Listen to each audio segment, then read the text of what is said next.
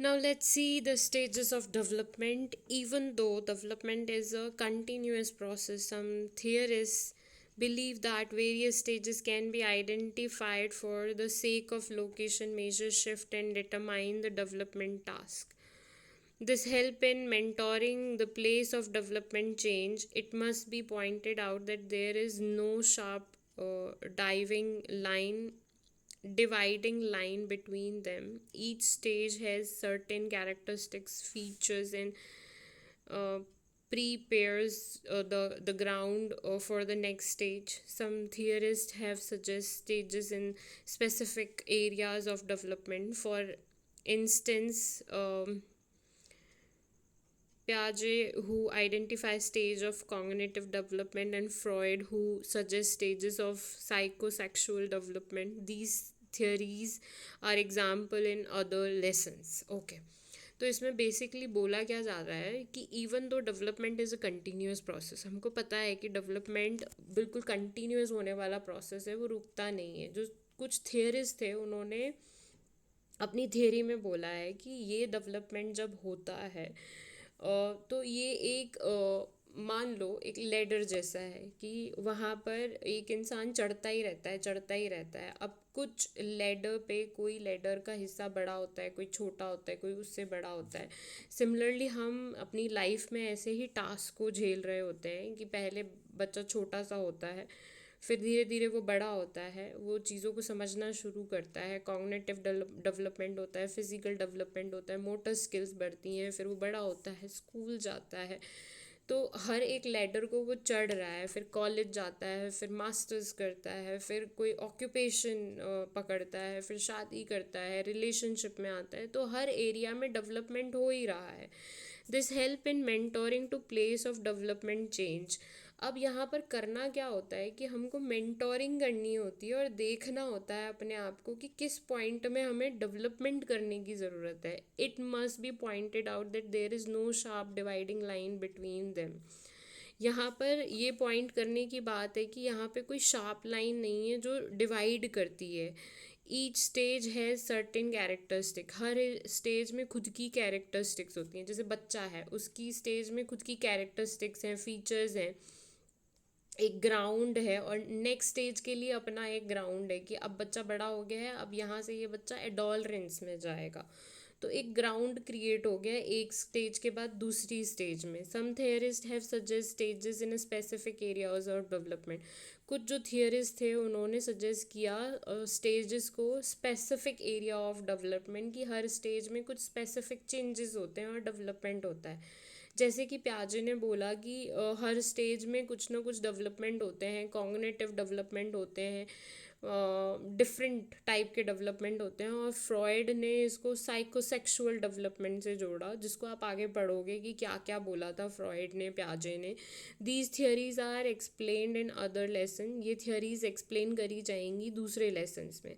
अब जैसे development stages a life span perspective, अगर डेवलपमेंट को देखें हम पूरी लाइफ स्पेन के पर्सपेक्टिव से तो कैसे देख सकते हैं. Most psychologist identify the following stage of development. अधिकतर जो साइकोलॉजिस्ट थे उन्होंने इन स्टेजेस को आइडेंटिफाई किया. पहली है parental period. From conception of birth, मतलब पेरेंटल पीरियड वो होता है जब बच्चा माँ के गर्भ में होता है और वो सिंगल सेल होता है सिर्फ उसमें. In this period the single celled organism change into a human baby with in the वूम.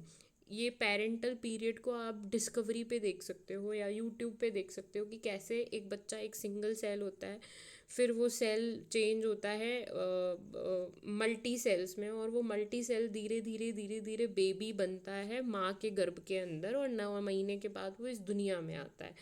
तो पेरेंटल पीरियड के अंदर हम बोलेंगे कॉन्सेप्शन ऑफ बर्थ, या जब पूरे बेबी का डेवलपमेंट होता है 9 मंथ के अंदर. Infancy and toddlerhood. अब फिर आता है आपका इन्फेंसी या टॉडलर, जिसमें बच्चा बर्थ और 2 साल तक का होता है. Rapid change in the body, बच्चे के अंदर बहुत रैपिड चेंज आते हैं। And brain help several sensory motor social and cognitive capacities to emerge.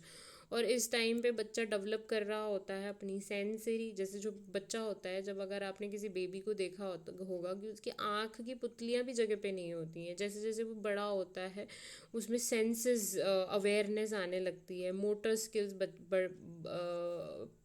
मतलब सही होने लगती हैं बच्चे की, वो होल्ड करना सीखता है, पकड़ना सीखता है, सोशल स्किल डेवलप होती हैं।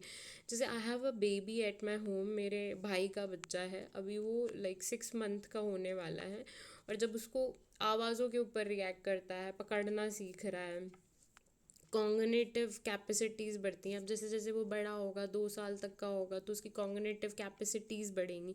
सिमिलरली आप भी ये चीज़ें, अगर आपके घर में या आसपास छोटे बच्चे हैं तो उन पर आप ध्यान दे के इन चीज़ों को समझ सकते हो कि यहाँ पे क्या बोला जा रहा है। फिर आता है आपका अर्ली चाइल्डहुड। अर्ली चाइल्डहुड 2 से 6 साल तक के बच्चों में होता है।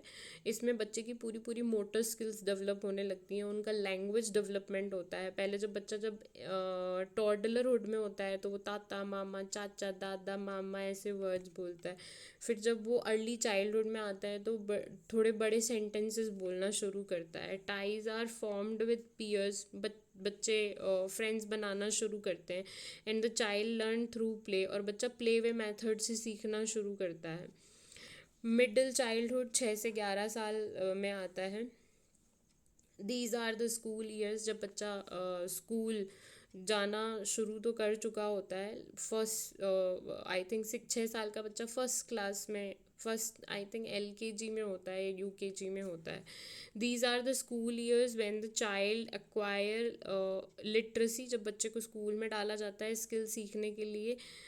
Through processes are refined, friendship emerges and self concept is formed. और यहाँ पे बच्चा सोशल होने लगता है, अपने बारे में जानना सीखता है, फ्रेंडशिप करना सीखता है। उसके बाद आता है अडोलरेंस। 11 से 20 साल तक अडोलरेंस पीरियड रहता है। इसमें बच्चा जो है उसकी बॉडी में चेंज, अब वो बच्चा नहीं रहता बेसिकली, अब वो टीनेज बन चुका होता है और प्यूबर्टी आना शुरू हो जाती है। और प्यूबर्टी के बारे में हमने पहले भी बात किया था।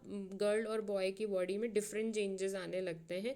जो बॉय है उसकी बॉडी पे भी बाल आते हैं, गर्ल की बॉडी में भी बाल आते हैं, गर्ल्स को पीरियड आना शुरू होते हैं, हार्मोनल चेंजेस, दोनों की बॉडी में हार्मोनल चेंजेस होना शुरू करते हैं। इमर्जेस ऑफ एब्स्ट्रैक्ट थिंकिंग, बच्चे का जो इमोशनल लेवल है वो बढ़ने लगता है, सेक्सुअल मेच्योरिटी आने लग जाती है बच्चे के अंदर।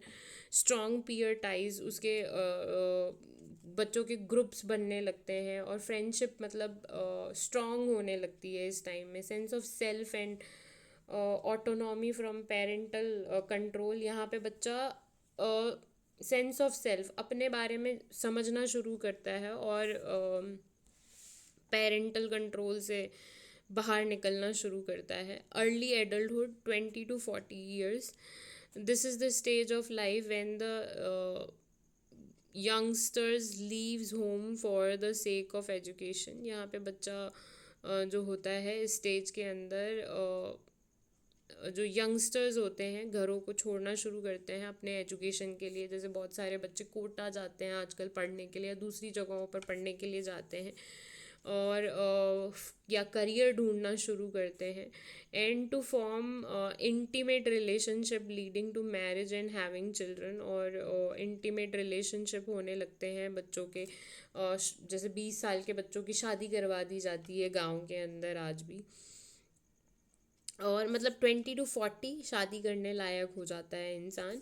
मिडिल एडल्टहुड होता है आपका, जिसको मिड एज भी बोला जाता है, 40 to 60 year। At this stage the person is at the peak of his और हर करियर। यहाँ पे बच्चा अपने पीक पर होता है करियर के। There is a need to help children being independent lives. यहाँ पे जो बच्चा होता है is a need to help, उसको हेल्प करनी पड़ती है इंडिपेंडेंट, मतलब कोई need, there is a need to help children being independent lives and to took after own parents who are aging. अब यहाँ पे जो बच्चा होता है वो I think I need to read it again. At this stage the person is at the peak of his her career. जो लोग होते हैं 40 से 60 ईयर के, वो अपने करियर के पीक पर होते हैं, बहुत कुछ अचीव कर चुके होते हैं अपनी लाइफ में। There is a need to help children being independent life, और ये लोग अपने बच्चों की हेल्प करते हैं to become independent and to look after own parents who are aging. और अपने बूढ़े हो चुके पेरेंट्स जो एज कर चुके होते हैं उनकी हेल्प करते हैं, उनकी सेवा करते हैं। फिर आता है लेट एडल्टहुड, जिसमें 60 ईयर्स टिल डेथ का टाइम आता है। This period is marked by retirement. इस पीरियड को रिटायरमेंट बोला जाता है फ्रॉम वर्क, और डिक्रीज इन स्टेमिना, शरीर में स्टेमिना नहीं रहता है, हेल्थ इतनी अच्छी, फिजिकल हेल्थ इतनी अच्छी नहीं रहती है। बॉन्डिंग विद ग्रैंड चिल्ड्रन, लोग अपने ग्रैंड चिल्ड्रन के साथ बॉन्डिंग बनाना क्रिएट करते हैं। And dealing with impending old age and that of self and spouse. यहाँ पे डील करते हैं विद इम्पेंडिंग ओल्ड एज, बुढ़ापे के साथ डील करते हैं। और जो शादीशुदा कपल होते हैं उनमें से अगर किसी की डेथ हो जाती है, स्पाउस की डेथ हो जाती है, तो उसको भी, या खुद की डेथ हो जाती है, तो चीज़ें झेलनी पड़ती हैं।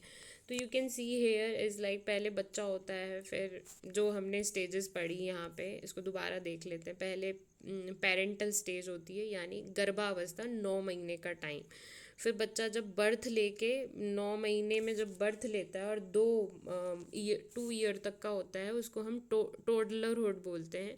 फिर 2 से 6 साल तक का बच्चा अर्ली चाइल्डहुड जीता है।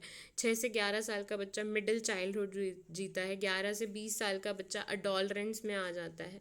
उसके बाद अर्ली एडल्टहुड आता है 20 to 40।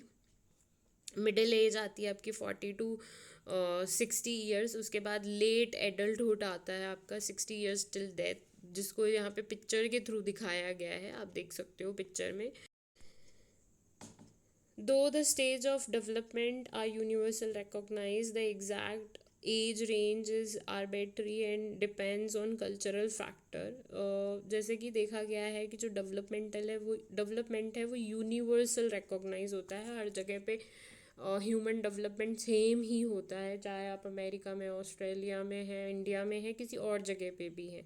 लेकिन जो एग्जैक्ट रेंज होती है डेवलपमेंट का, वो कल्चर फैक्टर के ऊपर भी डिपेंड करता है कि आप किस तरीके के कल्चर को फॉलो करते हो, किस तरीके का खाना खाते हो, किस तरीके के प्रैक्टिसेस करते हो। In some culture, for example, there is no distinct phase of adolescence with the stress adolescence with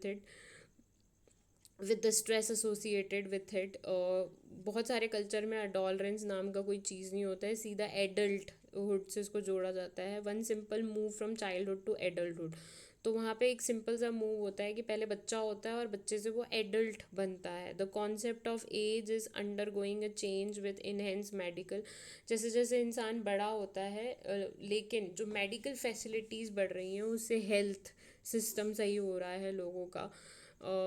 cosmetic facilities जो लोगों को मिल रही हैं, तो उससे लाइफ स्पेन बढ़ रहा है लोगों का। और इंडिया में मोस्ट प्रोबेबली लोग 65 से ज़्यादा जीते हैं। सो आई थिंक ये टॉपिक आपका यहाँ पे ख़त्म होता है। दूसरा टॉपिक है आपका life stages and indigenous view. इसमें लाइफ स्टेजेस को इंडियन व्यू से देखा गया है, जिसको हम नेक्स्ट वीडियो में करने वाले हैं।